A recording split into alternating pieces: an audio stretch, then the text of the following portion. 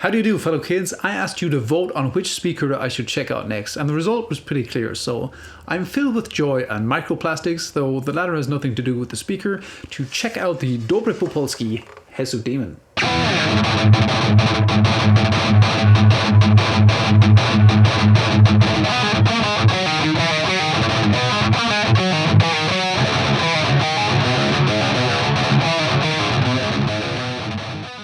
Alright, first of all, apologies to the people of Poland for butchering your language. Unfortunately, it won't be the last time today, it's just too much fun. So the Hesu Demon is going to go into my Marshall 1960 AV cab behind me here, next to a Celestion Vintage 30 from the year 2000, you know, the good vintage of Vintage 30s. Both speakers will be mic'd up with modern Shure SM57s.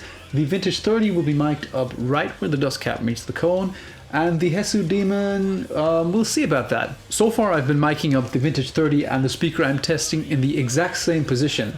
But Christian Kohle made a video on the Fryette P50E a few weeks ago in which he said that miking the speakers up in the same position makes no sense.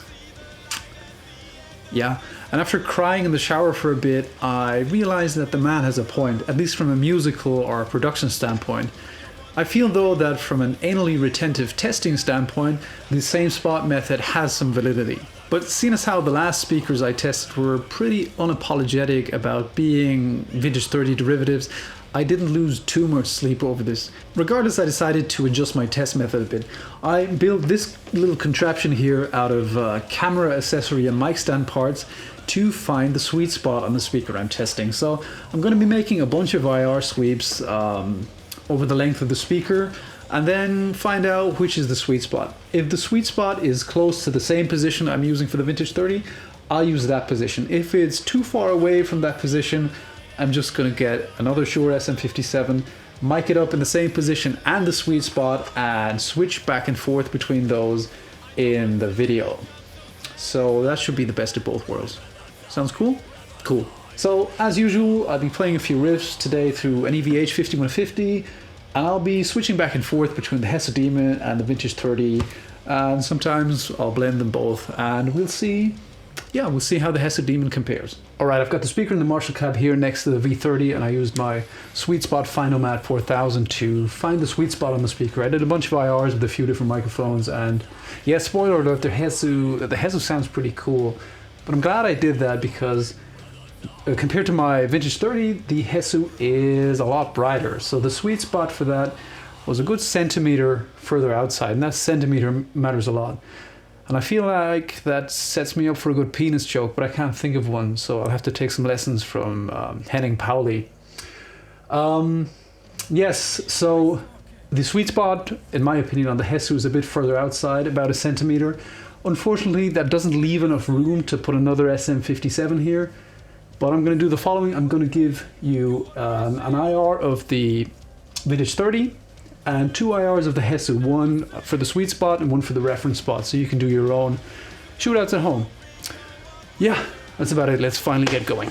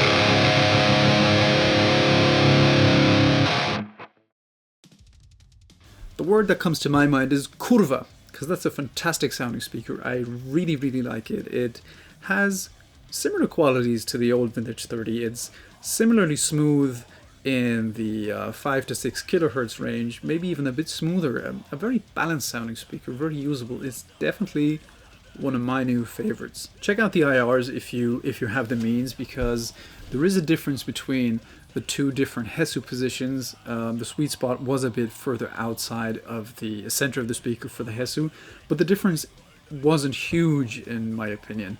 What do you think of the speaker? Let me know in the comments, and what do you think of my new testing approach by not using exactly the same positions for the speakers in the video. I think I might adjust my approach even further in the next videos for the following speakers by splitting the video into two parts. First, miking up the test speaker in the sweet spot, at least according to my taste, and then miking the speaker up in the reference spot. So the test speaker will be mic'd in the same position as the Vintage 30 that it's referenced against.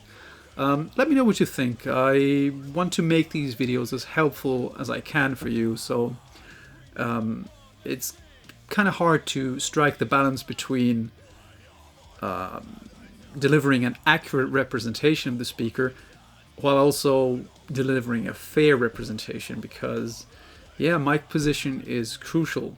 I don't want to misrepresent any of these speakers. Looking back, the Retro 30 might have had more fans in that video if I'd adjusted my approach already then, but yeah, what's done is done. I don't think the Retro 30 sounded bad in that video at all. I quite liked it, but a lot of you guys thought it didn't sound so good. So yeah, let me know. That's all I have. If this was helpful or entertaining for you, I'd appreciate it if you could thumbs up the video. Other than that, I'll be back soon with more speaker videos and amp videos, and I'm going to think of a few cool test videos to do this year. So yeah, stay tuned. Thanks for watching. Bye.